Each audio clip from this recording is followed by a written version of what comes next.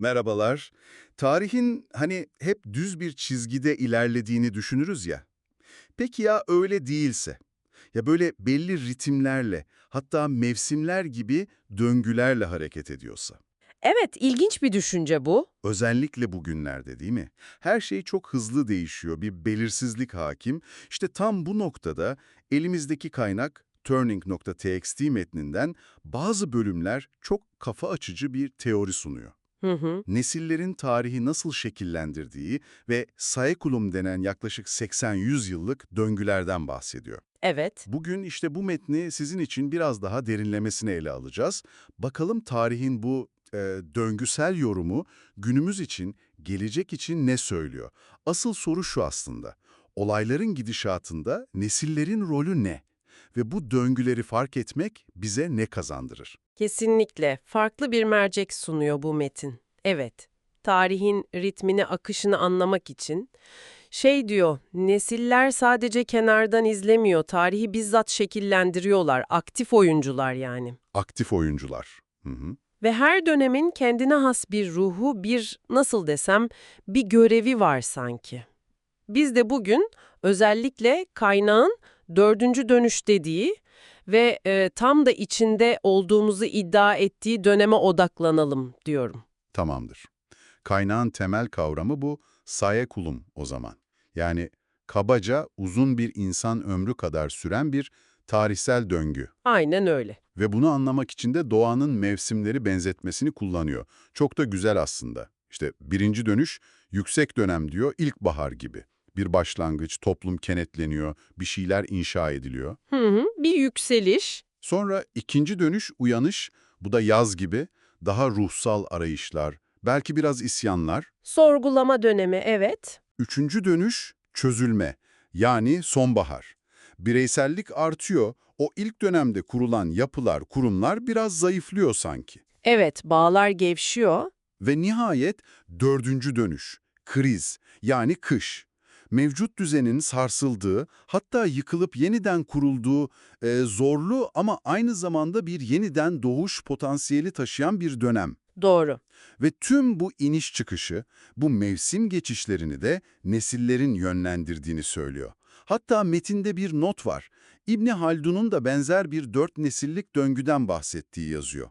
Kuran, sürdüren, tüketen ve yıkan nesiller diye. Evet, o paralellik ilginç. Ve metne göre biz şu anda işte o dördüncü dönüş, yani kriz döneminin tam ortasındayız. Peki, bunun işaretleri neymiş? Yani nereden anlıyoruz bunu? Kaynak birkaç belirgin noktaya işaret ediyor. Birincisi, kurumlara karşı çok derin bir güvensizlik. Evet, bu çok tanıdık geliyor. İkincisi, artan toplumsal bölünme.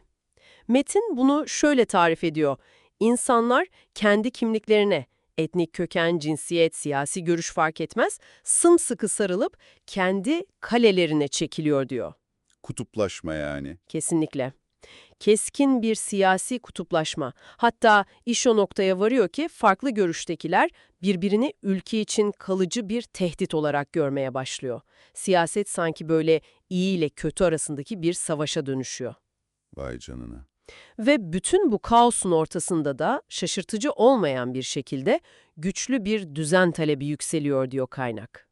Çizilen tablo gerçekten çarpıcı. Güvensizlik, bölünme, kutuplaşma. Peki kaynak bu yaşadığımız dönemin geçmişteki krizlerle bir benzerliği olduğunu söylüyor mu? Yoksa bu tamamen yeni bir durum mu? Hayır, hayır, benzerlikler kuruyor. Özellikle Amerikan tarihindeki önceki büyük kriz dönemleriyle, işte Amerikan devrimi, iç savaş, sonra büyük buhran ve İkinci Dünya Savaşı dönemi. Anladım. Bunlarla paralellikler kuruyor. Bu dönemlerin hepsinin ortak özelliği şu: eski düzen temelden sorgulanıyor ve yerine radikal biçimde yeni bir şey geliyor. Yani kritik eşikler bunlar. Kaynakta diyor ki, şu an yaşadığımız şey belki de istisnai değil, bu tekrarlanan döngünün bir parçası. Peki bu kriz dönemini yaşayan farklı nesiller var değil mi? İşte Y kuşağı, X kuşağı, baby boomerlar. Kaynak onların bu dönemi nasıl deneyimlediği, nasıl şekillendirdiği hakkında ne diyor? Yani herkes aynı kışı mı yaşıyor? Tam olarak değil aslında. Şöyle bir durum var. Kaynak diyor ki her nesil tarihteki yerine ve o an bulunduğu yaşam evresine göre krizi farklı algılıyor, farklı tepkiler veriyor. Mantıklı. Mesela Metin, İkinci Dünya Savaşı sonrası GI kuşağı gibi bazı nesillerin hani ortak bir kader duygusuyla birlikte hareket ettiğini söylüyor. Ama mesela X kuşağı gibi daha sonra gelenler daha bireyselci, kurumlara falan daha kuşkucu yaklaşıyorlar. Evet, X kuşağı için öyle denir genelde. Hatta kaynak diyor ki, X kuşağı kolektif olarak kendilerinden pek bir şey beklemiyor, bu da onların bir nevi kimliği haline geldi. Yani bugünün dinamikleri bu farklı nesil karakterlerinin etkileşimiyle de şekilleniyor aslında. Peki bu sadece Amerika'ya özgü bir durum mu yoksa kaynak daha küresel bir eğilimden de bahsediyor mu? Yok, sadece Amerika ile sınırlı değil diyor, küresel paralellikler taşıdığını savunuyor.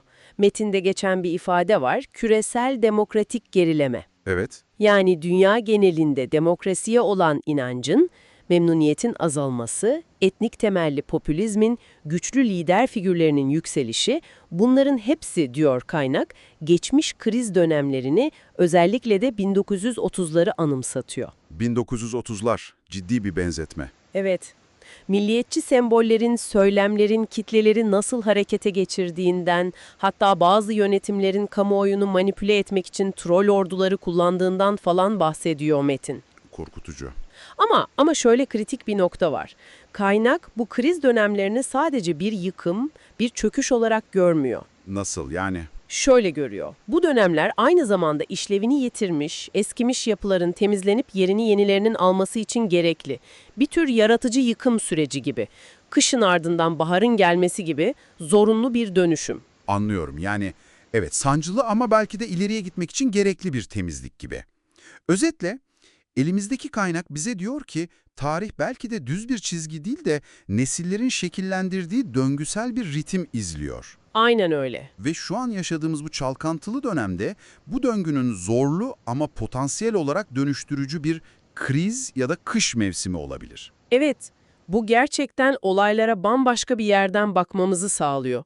Belki de yaşadığımız tüm bu kargaşa, bu belirsizlik, hani daha önceki nesillerin de benzerlerini deneyimlediği, bir nevi öngörülebilir bir tarihsel mevsimin parçası sadece. Belki de öyledir. Kaynağın ifadesiyle toplumun ilerleyebilmesi için belki de böyle ani değişim ve radikal belirsizlik mevsimleri gerekiyor zaman zaman. O halde sizler için son bir düşünceyle bitirelim. Tarihin bu döngüsel işleyişini, nesillerin bu döngüdeki rolünü kavramak, bugün tanık olduğunuz olayları, toplumsal değişimleri, hatta belki de kendi neslinizin dünyadaki yerini ve sorumluluğunu yorumlama biçiminizi nasıl değiştirir, bence üzerine düşünmeye değer bir soru.